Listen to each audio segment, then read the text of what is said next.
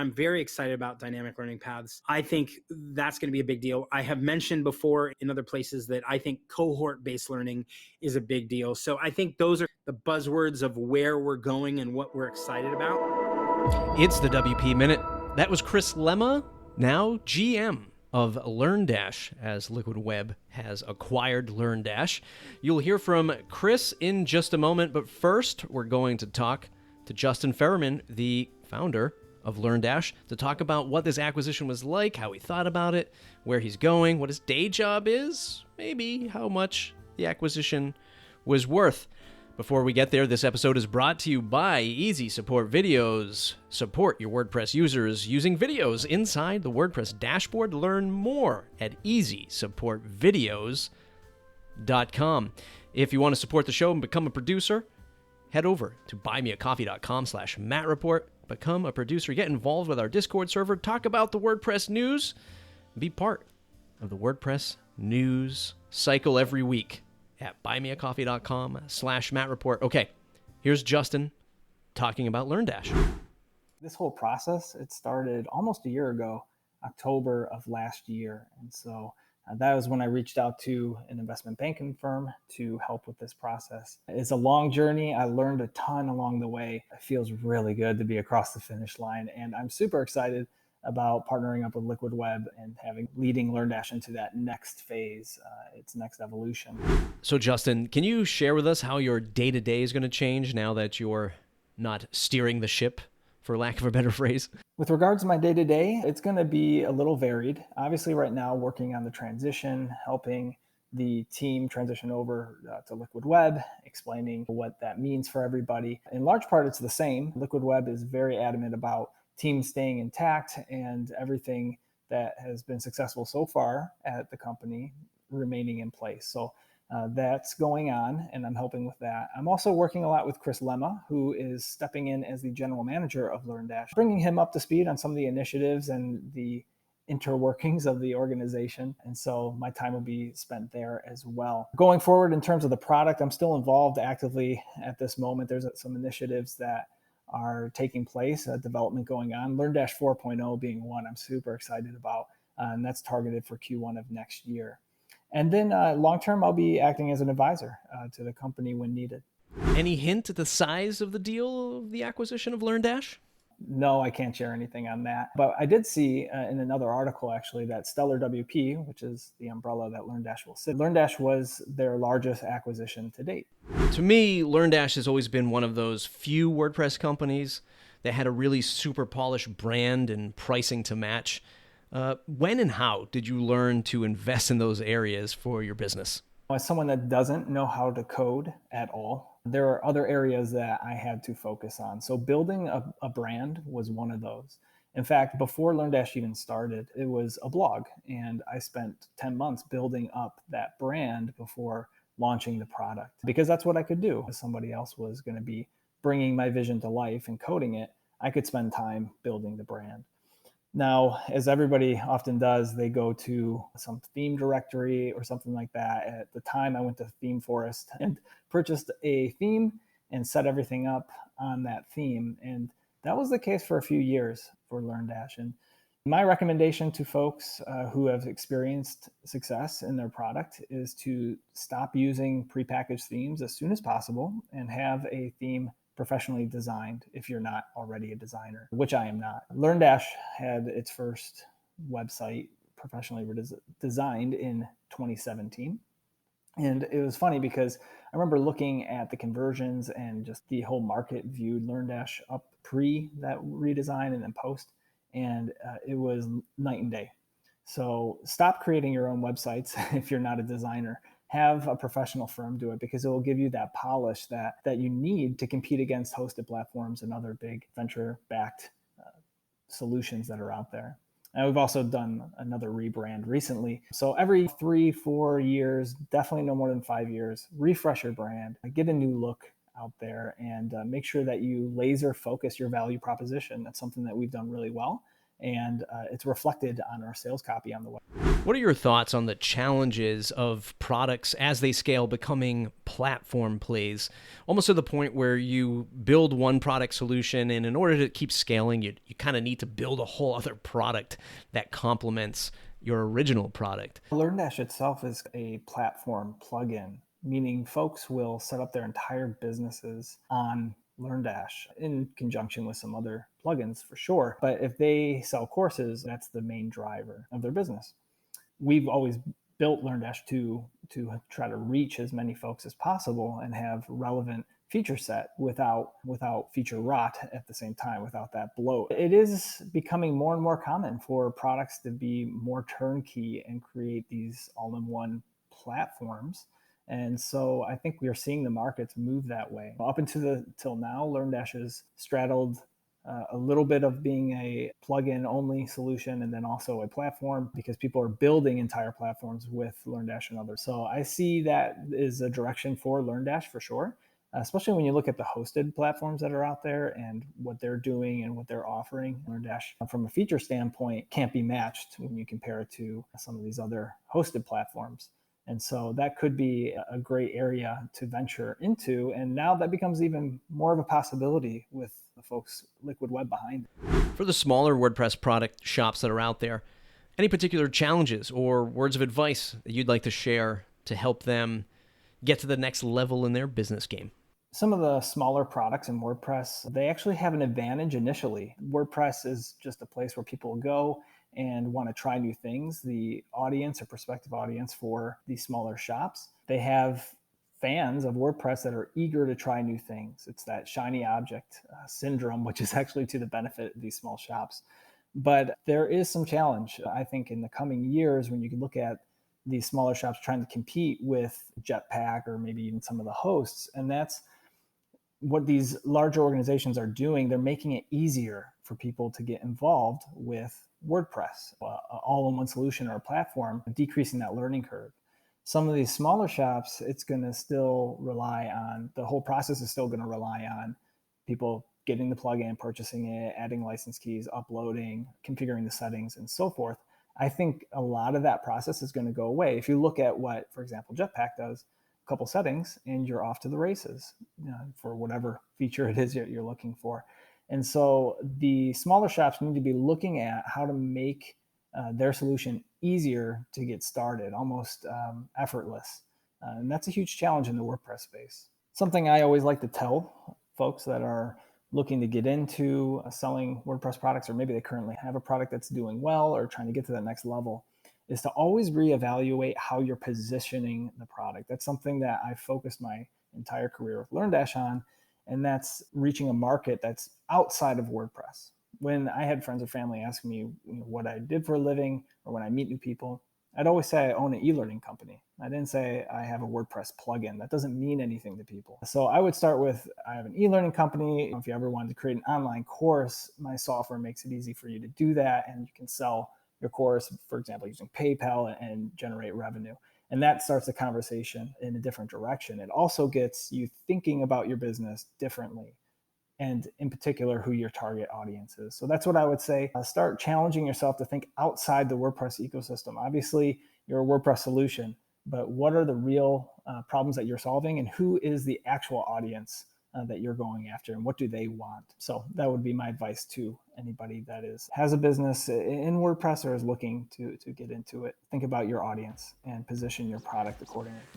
Thanks for the interview, Justin. I really appreciate it. And congrats on nearly a decade-long run of building a business and getting an acquisition. Now we'll shift gears to Chris Lema, the now general manager of LearnDash, to see what it's like changing hats and acquiring businesses in the WordPress space. So, Chris, how is your day-to-day going to change at Liquid Web?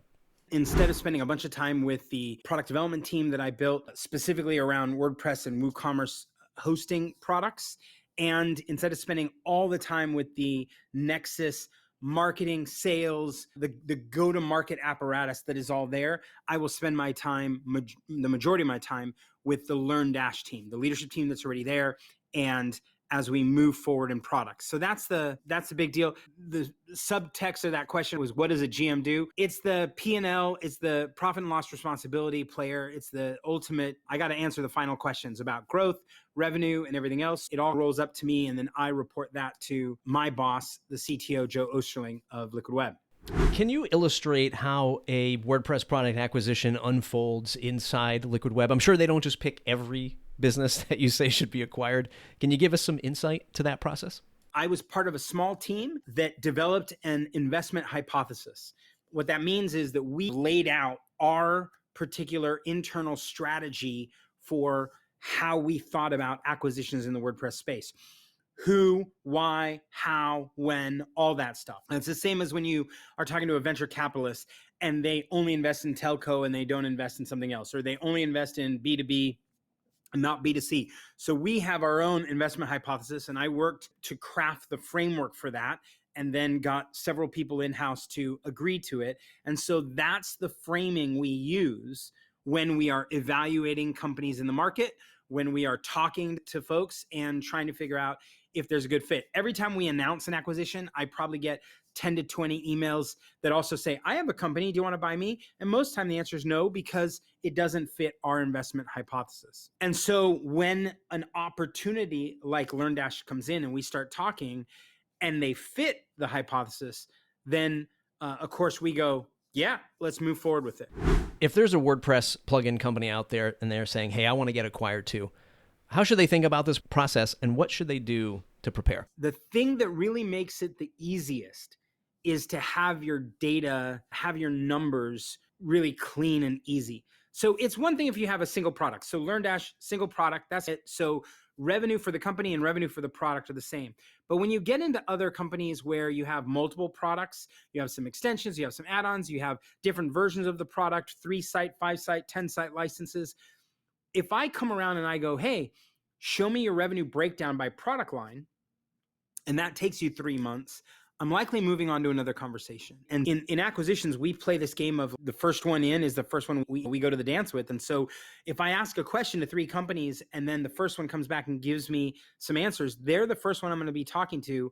And even if you show up a month later, I may still be in process buying someone else. So having your data cleaned up so that you can say, I know what our revenues are by product line. I know what our costs are. I know how to allocate those costs into the different, say, departments, if you will, support versus new product development versus marketing. Having historical data. What have your sales been like over the last 2-3 years? And what does margin look like? So in the spreadsheet, a clean set of financials really is a great way to have that first date. Because I can turn around, if I have the data, I can turn around what our offer would likely be, what in the ballpark.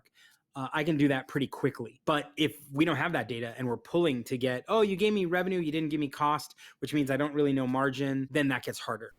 How does a company like Liquid Web think about WordPress versus solutions? Does Liquid Web like to say that we're selling WordPress hosting bundled with plugins? Or does Liquid Web see themselves more as a platform of solution, just so happen to be served by WordPress and their plugins? We are looking at a lot of solutions closer and closer to the customer, more and more abstracted. And as it's abstracted, invariably, one of the things we hear from the companies we're buying is that, gosh, if there was a way to bundle with hosting, that would make it easier for customers. Customers don't necessarily want to buy a plugin and then run out and buy hosting and then discover that it's not a perfect fit. So yes, I think one of the things we consider is whether or not a bundled solution makes a lot of sense. And I think when you get into questions of platform, right, I think we think there are opportunities for some platforms, but I don't think the platform is I don't think we're trying to make one broad platform with all these plugins. I think some of these plugins could potentially lead to platform plays, and we'll just have to see. Shifting gears here just a little bit, let's talk about e-commerce. Do you think the ship has sailed on any potential competitors to WooCommerce being served up by third-party plugin makers in the WordPress space? No, I don't think the ship has totally sailed. I think WooCommerce provides a really great platform for a generic e-commerce play. I think where the real competition is not another generic. So I guess if you were defining that as the ship, then that maybe sailed. But I think the real issue here is that I think there's still a ton of places for e-commerce in more narrow senses, right? When you think about e-commerce or digital commerce, you know this, right, Matt, from the podcast space. If I said I want to do something where I allow you to generate revenue in a different model than sponsorship for podcasts, that kind of digital commerce would require a different engine, and you wouldn't necessarily bring all of WooCommerce to play. And so I think building out platforms and solutions for digital commerce in different verticals still has a long runway ahead of it. Now, if you did that for 3, 4, 5 different verticals and then you became a generic play, could you beat out one of the bigger players today? I think so. I just wouldn't approach it from the generic, I'm going to build a generic all-do e-commerce platform and try and beat WooCommerce. I would go at it in vertical. I know you probably don't want to tip off WooCommerce and Automattic, but WooCommerce seems like a huge elephant in the room, barely being tapped by Automattic. Is there anything you'd like to share or speculate on in the WordPress plus WooCommerce market that we might not be thinking of? So I think WooCommerce is still making moves. They just announced an acquisition the other day, but I think they're a little trapped. I don't want to tell my friends at Automattic that they're trapped, but I think they're a little trapped in the game of being generic. And that's a hard fight to fight, because when you're generic, it means you're fighting everybody. You got to fight Shopify and BigCommerce and the next little guy and the marketplace e-commerce somewhere else. And so you're fighting in every direction. I think WordPress and specific solutions for customers in terms of digital commerce still has a lot of room to grow. It's why we're investing in the kinds of companies we're buying. And so if you look at donations specifically with GiveWP, or you look at calendaring and events specifically with TEC, or if you look specifically at online learning with LearnDash, I think each one of these offers a specific vertical that lets you drive towards digital commerce, revenue, online growth, and platforms that support it, where you can do a tie-in to WooCommerce if you want, or you can go separately. And in wrapping up, where can folks find you to, well, maybe do a deal? And is Liquid Web renewing the budget for 2022 acquisitions? So it's an interesting thing. When you swallow big players, and the last several have been larger, I think what astute investors do is they say, hey, let's make sure that you can tuck these in, do well, grow them. So I wouldn't imagine that Liquid Web will announce another really big deal in December, January. I think we're going to give ourselves a little bit of a window to tuck these in, to drive growth, to demonstrate that everything we bit we can chew and we can swallow. And then at some point in 2022, I think we'll see more reach. And people can always reach me. My Twitter DMs are open. There are lots of different ways to find me. So they can always email me, clema@liquidweb.com, and that'll get to me. Chris, Justin, gentlemen, thanks for a tremendous interview. Congratulations for both parties. Congratulations on changing these roles, changing these hats, as Chris mentioned. Really excited to see what Liquid Web does with LearnDash and where Liquid Web is going with all of these platform plays. I've got my tinfoil hat on. I think it'll be a suite of solutions without any words called WordPress hosting, maybe, in the future. Everyone else that's listening, it's thewpminute.com. Don't forget to share this on social media. Let folks know about this new podcast, well, new-ish podcast covering the news of WordPress in your weekly 5-minute dose every Wednesday with special, unique, original content. Interviews like this podcast. If you want to support the news, if you want to just buy me a coffee, go to buymeacoffee.com/MattReport. It's a great way to tip me, and we'll mention you here on the show. If you want to become a network news producer, I don't know why I said network news, the WP Minute producer, go to buymeacoffee.com/MattReport. You can join our membership for $79 for the year or $9 a month to get a private Discord access and collaborate with all of the producers, contributors, and executive producers building the news every week. If you love the WordPress news like I do, you don't want to miss this. You want to join. Speaking of folks who have joined this week as producers, Do the Woo, Bob Dunn has joined us, sharing all of the great WooCommerce news that he can find in our Discord. Lisa Sabin-Wilson from Web Dev Studios, along with her partner in crime, Brad Williams, both have become producers. Folks who have contributed to the news so far: Carrie Dills, Joe Casabona, Leslie Sim, and Michelle Frechette. Thank you for becoming producers, contributors. Everyone else who's listening, share this out on social media. Leave us a review on Podchaser. Share with other folks. Let them know the weekly WordPress news is here at thewpminute.com.